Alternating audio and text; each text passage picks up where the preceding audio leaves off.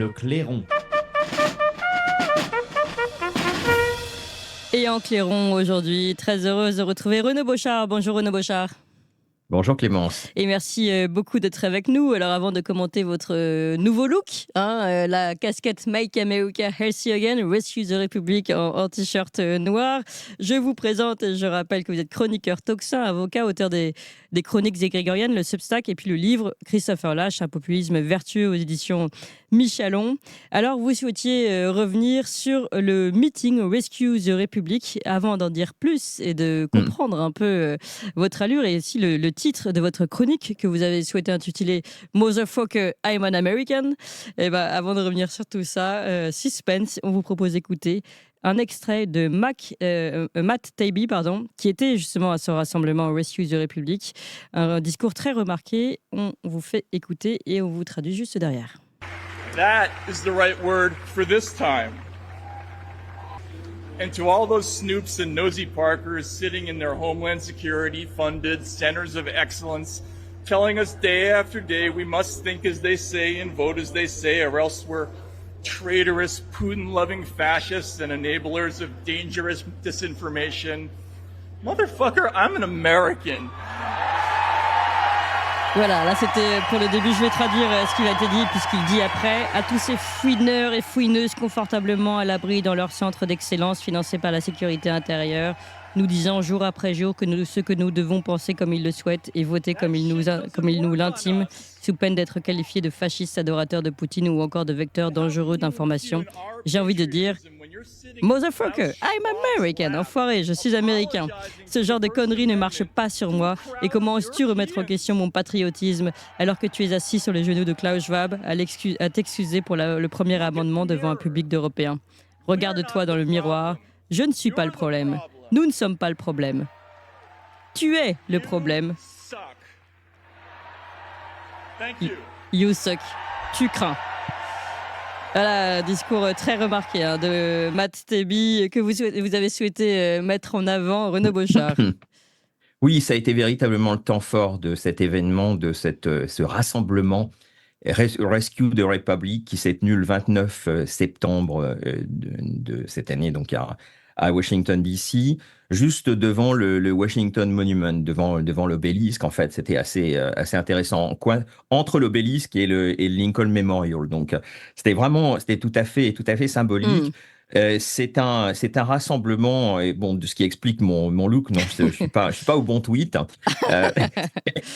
C'est un rassemblement qui était organisé par le biologiste Brett Weinstein, qui s'était illustré il y a à peu près une dizaine d'années, un peu moins d'une dizaine d'années, lorsqu'il avait démissionné de l'université d'Evergreen, qui est une université dans l'ouest des États-Unis, en Oregon, si mes souvenirs sont bons, qui donc avait démissionné après l'organisation par l'administration de son université d'une journée sans blanc, pour protester donc contre cette idée d'une journée sans blanc. Evergreen a véritablement été en fait le point névralgique de la naissance du wokisme, qui était une sorte de d'hystérisation en fait de ce qui existait avant du politiquement correct. Donc organisé par Brett Weinstein, qui est aussi l'animateur d'un podcast très populaire qui s'appelle The Dark Horse Podcast. Et la conférence rassemblait un grand nombre d'interlocuteurs assez prestigieux, Oui. à commencer quand même d'ailleurs par Robert F. Kennedy Jr., Oui. dont c'était quasiment en fait un meeting de campagne de Robert F. Kennedy Jr., et en même temps qu'une officialisation, ce qui explique la casquette que je suis en train de porter, du ralliement de la campagne de Robert F. Kennedy Jr. à celle de Donald Trump autour du slogan Make America Healthy Again. Et c'est vraiment, ça a été d'ailleurs, on voit très bien lorsque dans les images du podium, on voit très très bien que le slogan était présent jusque sur le podium. Le slogan MAHA. Après MAGA, on a MAHA. Alors, participer à cet événement, vous aviez, outre Matt Taibbi, dont je précise qu'il est sans doute le journaliste le plus sérieux au monde, le plus grand journaliste au monde. C'est pas moi qui le dis d'ailleurs, c'est Tucker Carlson qui l'a dit lors d'une interview de Matt Taibbi. sur le Tucker Carlson Show. Et Taibbi a été en même temps le chef d'orchestre des Twitter Files, dont Oui. j'ai d'ailleurs publié la substance, traduction d'ailleurs du Substack de Matt Taibbi qui s'appelle Rocket News. Il est aussi l'animateur et son co-animateur était d'ailleurs présent au sommet, au rassemblement Rescue the Republic. Donc il est l'animateur avec Walter Kern de mon podcast préféré qui s'appelle America This Week. Mm. Et vous aviez en outre donc Taibbi, Robert F. Kennedy Jr., vous aviez Tulsi Gabbard, qui est aussi qui est une ancienne candidate à l'élection présidentielle côté démocrate, qui est pressenti pour être le secrétaire de la Défense dans une administration Trump si Trump est élu. Vous aviez Jordan Peterson, le psychologue canadien.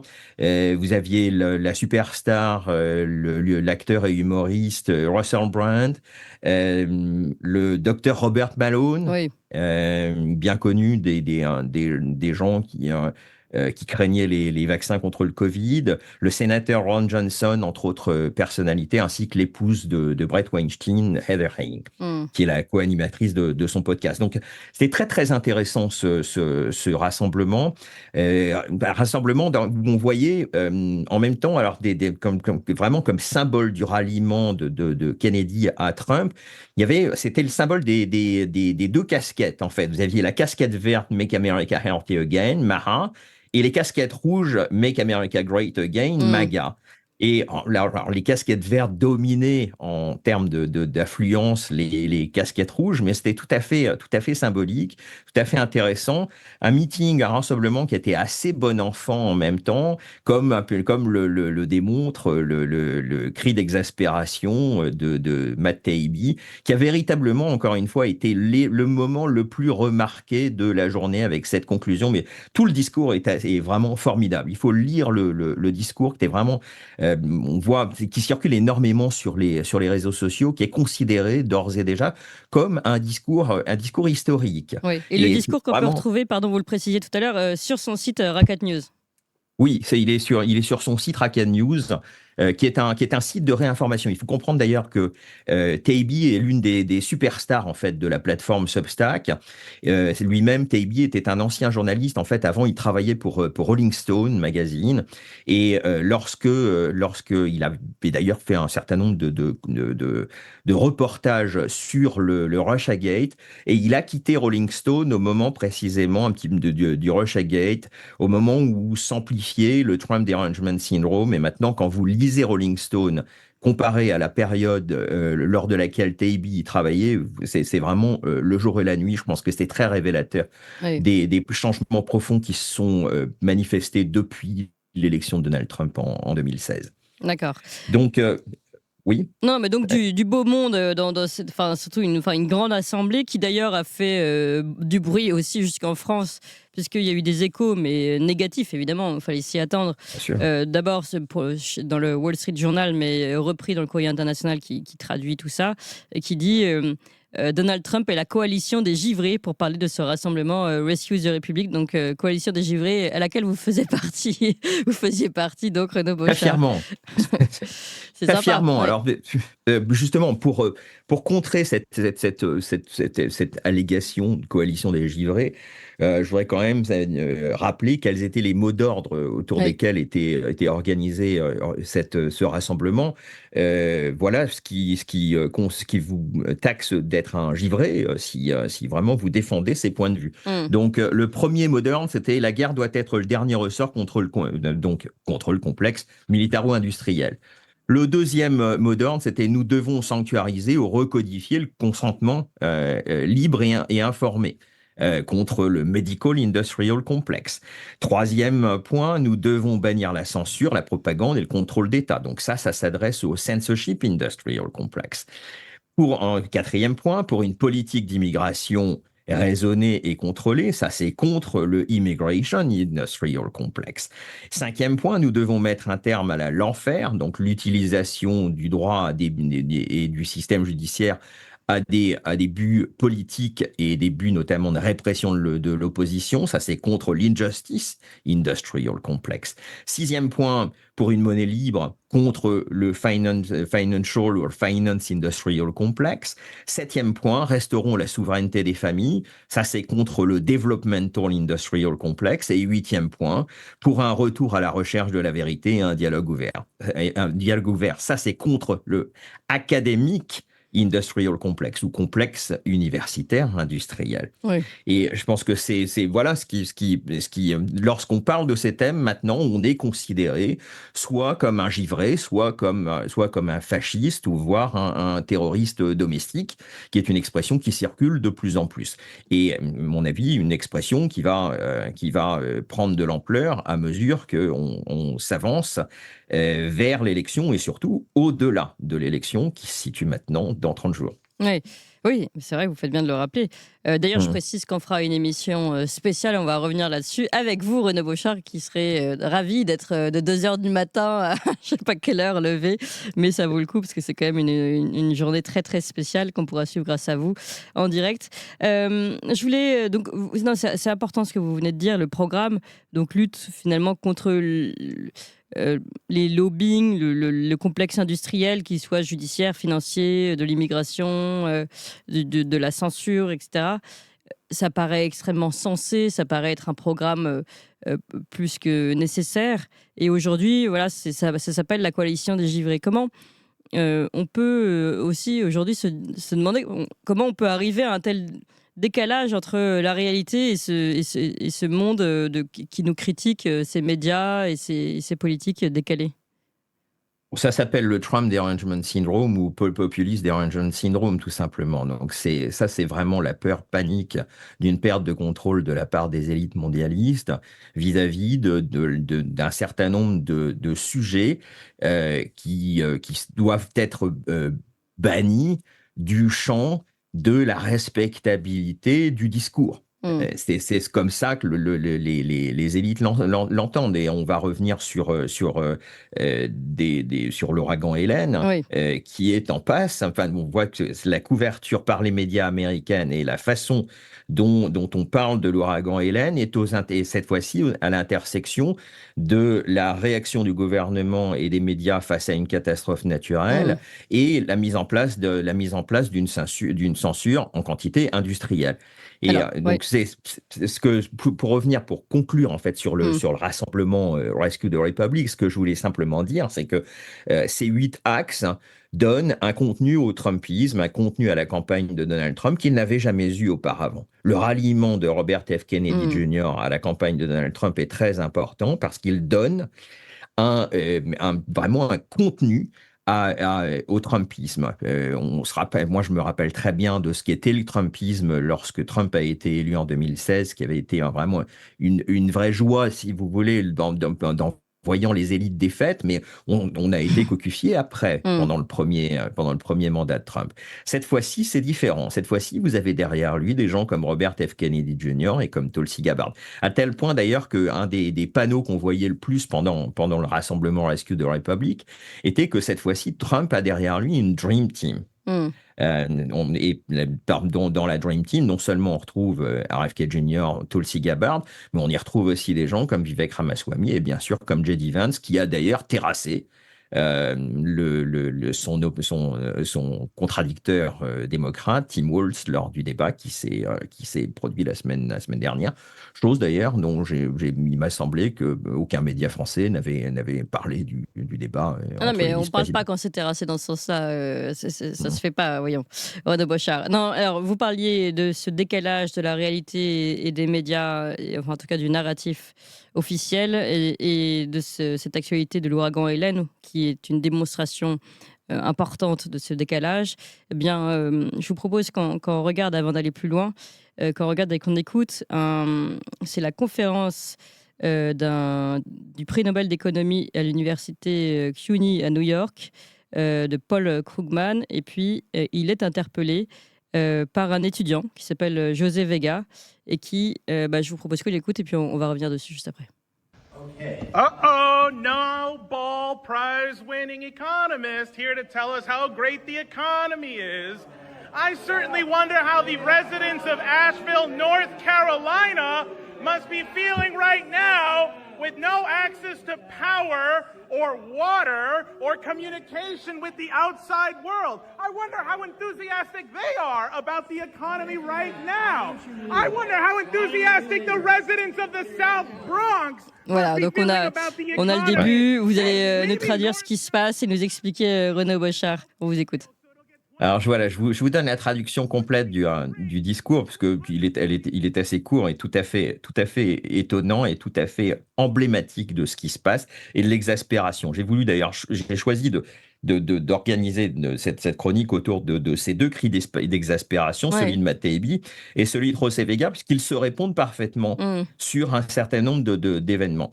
Et voilà ce que dit Vega. Un économiste lauréat du prix Nobel, pour le prix Nobel, ici pour nous dire à quel point l'économie est formidable. Je me demande bien combien les habitants d'Asheville en Caroline du Nord doivent se sentir, comment les habitants d'Asheville en Caroline du Nord doivent se sentir en ce moment sans accès à l'électricité, à l'eau ou aux communications avec le monde extérieur.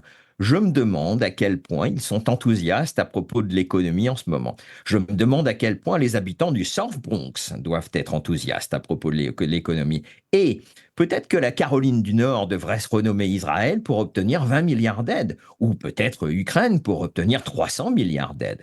Peut-être que le South Bronx devrait faire de même. Je veux dire, je suis sûr que l'économie est formidable pour des économistes libéraux arrogants comme vous qui gagnent 5 millions et qui ont une fortune évaluée à 5 millions de dollars. Je suis sûr que l'économie doit être formidable pour vous, journalistes arrogants, économistes.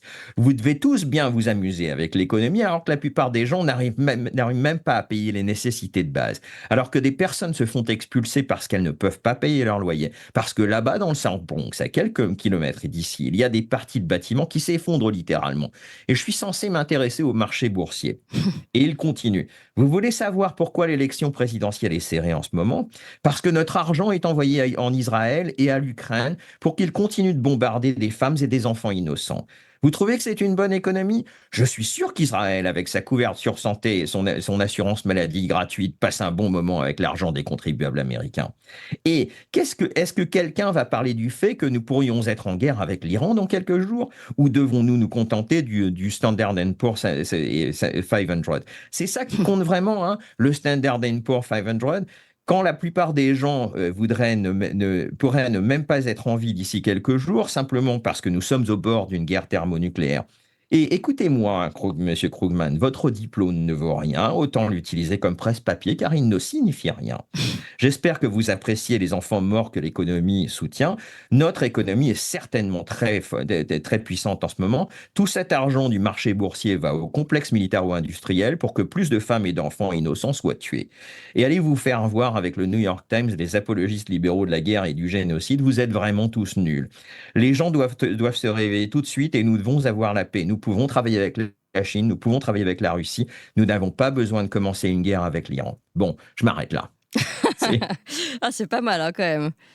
Ça a fait un buzz extraordinaire, cette interpellation par José Vega. Alors, c'est un petit peu plus quand même qu'un simple étudiant. Alors, d'abord, c'est un étudiant qui est aussi un résident du South Bronx, qui est un latino, qui est aussi un militant politique quand même, qui est une sorte qui se présente dans un certain nombre de happenings. Et en l'espèce, c'était une conférence de Paul Krugman, je vous le donne en mille, sur la perception de l'économie. Donc, parce que le grand thème de Paul Krugman, c'est que lorsque les gens pensent que l'économie ne va pas bien, ça n'est qu'une perception, alors que en fait tout va formidablement. En fait, c'est comme le sentiment d'insécurité en France, quoi. C'est comme, en fait, c'est le sentiment d'insécurité économique. C'est ce que Krugman, en fait, défend. Et là-dessus, d'ailleurs, je fais un bref retour, en fait, sur Taibbi. Ce cri d'exaspération de José Vega, lui, était dirigé à l'adresse de Paul Krugman, qui a fait son beurre au cours des 2 dernières années en parlant constamment du sentiment de perception de l'économie. Mm. Et le fameux motherfucker, en fait, dans Mm. le discours de Tebi, ça n'était autre que John Kerry qui disait qu'on avait besoin de censurer, en fait, de censurer les réseaux sociaux en fait, le premier amendement est un obstacle à la possibilité de gouverner effectivement dans notre société. Donc, on voit que c'est là que ces deux cris d'exaspération se rejoignent. Et là, je voulais faire la jonction entre le cri d'exaspération de José Vega et quand même cet événement de première importance qui est l'ouragan Hélène. Il faut savoir que l'ouragan Hélène, les principaux endroits du territoire qui sont visés, et c'est à tel point d'ailleurs on devrait se demander si chaque fois qu'une administration comme celle de George W. Bush ou comme celle de Joe Biden est particulièrement martiale, étrangement, le territoire américain est battu par des ouragans de première envergure. Il faut savoir que Hélène, c'est le pire ouragan qui frappe le territoire américain depuis Katrina. Oui. Et je connais bien la situation puisque j'habitais à la Nouvelle-Orléans au moment de l'ouragan Katrina, donc je Ah oui. connais très très bien la question des ouragans aux États-Unis, ce qui me distingue encore une fois d'ailleurs des experts touristes qui interviennent sur les États-Unis, sur les plateaux des télévisions mainstream. Bah, c'est pour ça qu'on est très Et heureux de vous avoir, René Beauchard. merci beaucoup Clémence. Et donc cet ouragan Hélène, ce qui en est la particularité, il faut savoir que les ouragans, on a souvent dit d'ailleurs que Katrina a été le moment où la première fois des gens affluents des deux côtes voyaient l'état de pauvreté qui existe sur le territoire américain. Et là, ce qui est intéressant, c'est que la première fois, ça frappait New Orleans, et là, on voyait des quartiers parmi les plus pauvres des États-Unis, comme le Lower Ninth Ward, qui a été le quartier le plus détruit par l'ouragan Katrina. Et là, cette fois-ci, c'est un ouragan qui a produit ses effets les plus désastreux à l'intérieur des terres. Plus particulièrement dans le massif des Appalaches, qui Oui. est considéré comme la région des pauvres blancs. Donc là, c'est tout à fait. Ce qui est encore une fois intéressant en outre, c'est que vous avez, lorsque se produit un ouragan comme Katrina ou comme Hélène, il est très difficile d'avoir un reportage fiable, un reportage sur les événements qui se produisent, parce qu'il est très difficile de faire du reportage sans être présent sur le lieu des événements depuis le début, avant même l'ouragan. Donc, c'est ce qui se passe, encore une fois, dans une région qui est très, très, très difficile d'accès. Donc, en fait, pour avoir de l'information fiable sur les dégâts de l'ouragan Hélène dans les Appalaches, il faut se référer aux médias locaux. Et là-dessus, c'était une sorte de vraie black box, en fait, de boîte noire pour les médias nationaux. Pourquoi ? Et en plus parce que ils ne sont pas sur place. Ah oui. Mais que disent les médias locaux que ne disent pas les médias nationaux à ce sujet ? Les médias locaux font état c'est vraiment un désastre comme jamais on en avait vu dans Mais c'est un une région désastre qui est lié, d'après ce que j'entends dans votre discours, qui est selon vous lié à comment dire, un abandon politique également, plus que seulement à la férocité de l'ouragan. Ce sont les deux. En l'occurrence, la réponse de FEMA, et là c'est même plus que ça, c'est là que ça devient, on comprend très bien le cri d'exaspération de José Vega, puisque ce qui s'est passé, c'est que vous avez une agence fédérale qui fait partie du Department of Homeland Security, qui s'appelle FEMA, Federal Emergency Management Agency, donc FEMA, qui a un certain budget. Or, cette année, on apprend que FEMA a dépensé 640 millions de dollars dans des services, pour toute une constellation d'entités à but non lucratif, relativement à des services pour adresser la crise migratoire. Donc en fait, on s'aperçoit que tout l'argent dédié à la réponse à des catastrophes naturelles comme l'ouragan Hélène a été dépensé pour les migrants. Et vous avez provocation D'accord. ultime, Kamala Harris qui intervient, qui dit bon, ben oui, on va débloquer $750 pour les habitants de la Caroline du Nord et pour les habitants de la Géorgie qui sont sans électricité, sans maison, souvent encore souvent en situation de danger.